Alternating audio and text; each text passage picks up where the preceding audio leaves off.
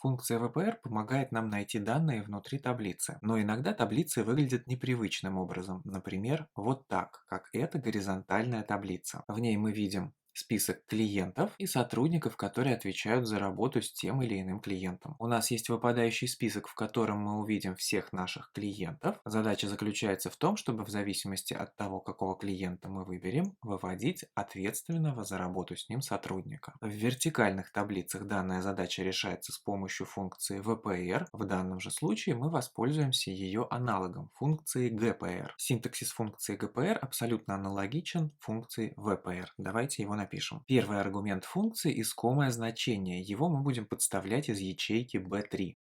Точка с запятой. Далее нам нужно указать таблицу, внутри которой мы будем осуществлять поиск. Выделяем всю нашу таблицу, точка с запятой. Если искомое значение будет подставляться из первой строки, то сейчас нам нужно указать значение какой строки должно выводиться. В нашем случае строк всего две, поэтому мы будем выводить значение из второй. Ставлю двойку. Обратите внимание, что эта цифра обозначает номер строки в рамках выделенной нами таблицы, а не всего листа. Ставим точку с запятой и указываем интервальный просмотр. Это не обязательный аргумент функции. Здесь мы можем поставить единицу, она же истина. Это значение по умолчанию. Оно подставится в том случае, если мы ничего не укажем. Либо мы можем поставить 0 или ложь. Если наша таблица отсортирована по возрастанию в первой строке, мы можем опустить этот элемент и не ставить ничего. Если же таблица не отсортирована или мы не знаем, отсортирована ли она, в этом случае нужно указать ложь или 0. Ставлю 0, закрываю скобку и нажимаю на ввод.